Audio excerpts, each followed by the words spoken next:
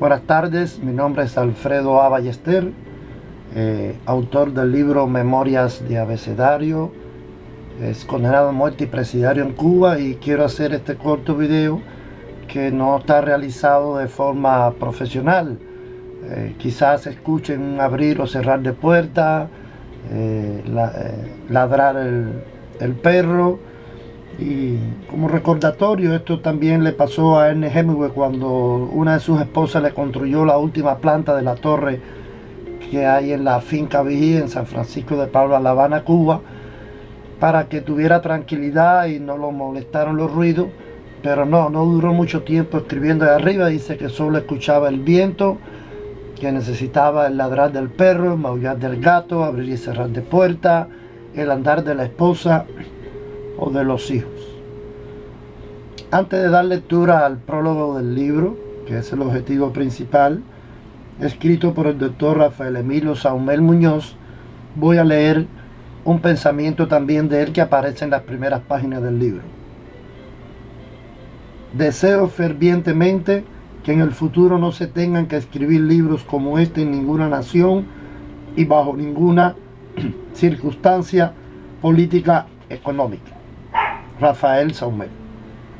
A continuación hay un pensamiento mío que dice: los reclusos en Cuba que piensen que por salir de una cárcel han dejado atrás la condena, sea común, militar y sobre todo política, se engañan, porque ahí termina el suplicio pero comienza la odisea.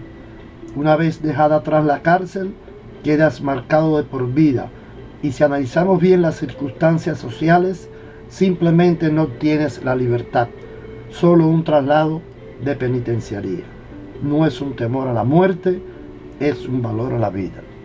Alfredo A. Ballester.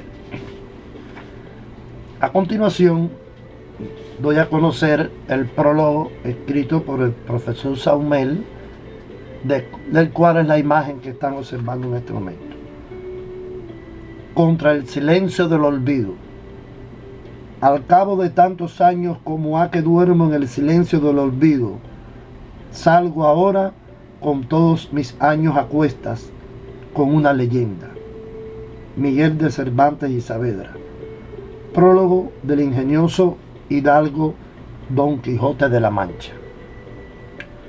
Van a poder observar muchas imágenes de una cárcel, que no es específicamente de la que habla el profesor Saumel en el prólogo, pero sí es del Castillo del Morro en La Habana, donde se inició la vida de presidiario del protagonista de este libro, Abecedario. Dice así el prólogo de Rafael Saumel. Conocí a Abecedario y a varios de los personajes de este libro a finales del siglo pasado en la cárcel de Guanajay, ubicada en el kilómetro 45 de la carretera central. Él era un preso común y yo vestía otro San Benito no menos peligroso, contrarrevolucionario, sentenciado por el delito de propaganda enemiga. Originalmente esta prisión fue diseñada para mujeres. Sentado en la oficina de su casa en Marianao en 1986, Segundo Curtis Metzina, ex senador y ex ministro en la Cuba anterior al golpe de Estado del 10 de marzo de 1952, me informó que la habían construido siguiendo todos los preceptos de la teoría penal de la época. El interior penal consta de 5 pabellones de 2 pisos cada uno, nombrados en orden alfabético. El E bajos alberga los calabozos de castigo. Al principio las celdas eran individuales, con inodoro y lavamanos. Las duchas y los comedores son colectivos. Lo que hoy es el cine teatro se concibió y usó primero como iglesia con torre y campanario. En el exterior se hallan las oficinas administrativas, el almacén general, un dispensario médico, un taller de mecánica automotriz, el comedor militar y unas habitaciones utilizadas para las citas conyugales. En el centro hay un patio donde los presos toman el sol, caminan y practican deportes. Que yo sepa, Las reclusas más conocidas en la historia de la penitenciaría fueron Aide Santamaría y Melba Hernández, implicadas en los planes de asalto a los cuarteles de Santiago de Cuba y Bayamo el 26 de julio de 1953. La celda que ocuparon, ubicada en la planta baja del pabellón A, sirve hoy de museo. Recuerdo que mientras cumplía mi pena, la segunda de ellas, ya convertida en una figura del gobierno actual, visitó el lugar escoltada y con la debida pompa para conmemorar uno de los aniversarios del comienzo de la revolución de Fidel Castro. No sé cuándo la cárcel de Guanajay fue convertida en reclusorio para hombres, pero el cambio debió haber ocurrido al comienzo de los 60. Allí estuvo entre muchos Jorge Valls, poeta y expresionario político, escritor del relato 20 años y 40 días, ediciones Encuentro Madrid 1988, quien también había estado preso bajo la dictadura anterior, es decir, la de Fulgencio Batista. Precisamente él describe el sitio de la manera siguiente: era la prisión más civilizada en la que habíamos estado. Desde la época de Valls, las autoridades multiplicaron por 4 el número de reclusos por celda y en el pabellón E Bajos comenzaron a alojar a los condenados a muerte y a otros casos tipificados de especiales por el Ministerio de Interior. Cuando me trasladaron desde el Combinado del Este para Guanajay, ya Abecedario había cumplido unos cuantos años de su larga condena. Por cierto, en ese lugar no predominaban las formas civilizadas de convivencia, más bien existía un ambiente de violencia, engaños, hipocresía y crueldad. La mayoría de los presos eran reincidentes, muchos de ellos culpables de delitos de asesinato, violación, parricidio, robo con fuerza y todo un listado de transgresiones capaces de figurar en las crónicas más rigurosas dedicadas al tema de la infamia. La mayoría de los guardias no se quedaba atrás en materia de vilezas y abusos de poder. Algunos reeducadores apenas sabían leer y escribir. En general, se dedicaban a vivir de los presos y a comportarse como neocapataces dentro de un modelo de plantación de nuevo cuño. Contra los reos aplicaban maltratos gravísimos, en franca violación de los derechos del ser humano. En nada se distinguían de sus congéneres durante la colonia y la esclavitud o los periodos dictatoriales de la República, o sea, el Machadato 1925 al 1933 y el Batistato 1952-1959. Por tales motivos, para gentes como Abecedario, no solo había que sobrevivir a este entorno, sino además tenía que hacerlo con una suprema astucia, valor personal y una necesaria dosis de estoicismo, mejor conocida en su jerga como testosterona, que evita caer en las redes tendidas por el hambre, el miedo, los deseos sexuales, la inseguridad personal y las amenazas e intrigas de guapos y expertos en puñaladas, navajazos, encerronas, lanzamientos de orina y excremento, además de las infaltables sodomías.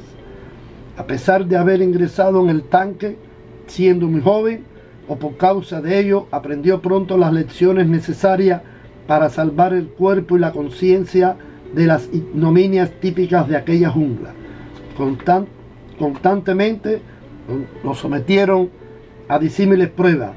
De ellas da constancia tan pronto lo dejan caer en las mazmorras del Departamento Técnico de Investigaciones de La Habana, en las cárceles militares, las cavernas del Castillo del Morro de La Habana y del Castillo de San Severino de Matanza, las leoneras de la cárcel de La Habana, el infame Castillo del Príncipe, la sala castellano del Hospital Psiquiátrico de La Habana, Mazorra, los campamentos y los reclusorios de Tacotaco, Quibicán, etc.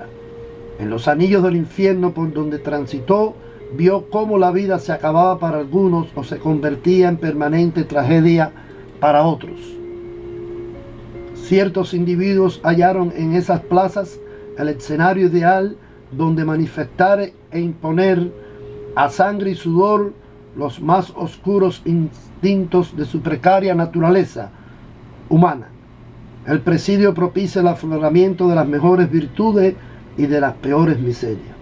Durante los últimos 5 decenios del 1959 hasta la fecha, miles de hombres y de mujeres han caído en las redes del régimen penitenciario de Cuba para pagar delitos reales o imputados. Ninguna prensa local se ha hecho eco de ello, salvo para alabar la humanidad socialista de los planes de rehabilitación en medio de un sistema que presume de glorioso e infinitamente compasivo con sus transgresores. Aquí hay material abundante para que tirios y troyanos se pronuncien, para que los lectores juzguen y emitan sentencia. Es la primera vez en más de medio siglo que podemos acceder, gracias a un testigo notable, al presidio común en Cuba. Ha llovido bíblicamente desde la publicación de la novela Hombres y Mujeres en 1937 de Carlos Montenegro y del testimonio Presidio Modelo 1949 de Pablo de la Torriente Bravo. Ahora le toca el turno a Abecedario para salir del silencio del olvido por medio de la escritura libre. Al contrario de Montenegro y de la Torriente Bravo, Abecedario no contó a su favor con ningún órgano de prensa diaria ni revista literaria nacional que lo respaldara e imprimiera sus experiencias. Nada parecido a una revista de avances ni a un periódico independiente existe entre los medios de difusión de la isla. Por lo menos Juan Francisco Manzano, en el siglo XIX y tan colonial, tuvo a un Domingo del Monte y a un círculo de amigos ocupados de su suerte. Pocos, muy pocos, en su mayoría algunos familiares, en ocasiones ciertas iglesias, se han interesado sin mucha voz y con escasísimo resultado por el destino de individuos como Abecedario. Por eso este libro encara, de forma adicional, dos adversarios formidables, el silencio y el olvido. Abecedario ha dado los primeros pasos para derrotarlos, rescatar los hechos de una memoria y transcribirlos. Ahora corresponde a los lectores, a los medios de comunicación, a los críticos, a los académicos y a los comentaristas ejercer sus respectivas funciones. ¿Para qué? Para que en el futuro, esto es, en el tiempo de las utopías, la República comience a mejorar, siquiera a partir de la modestia sincera de un libro no destinado a promover a falsos héroes ni a destacar virtudes donde no las hubo, ni a defender inocencias no reclamadas.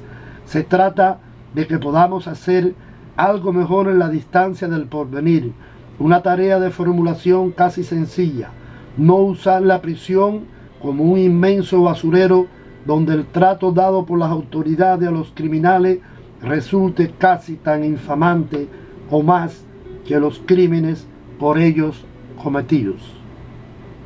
Rafael Emilio Saumel, desde Texas, siempre en Texas, marzo del año 2011.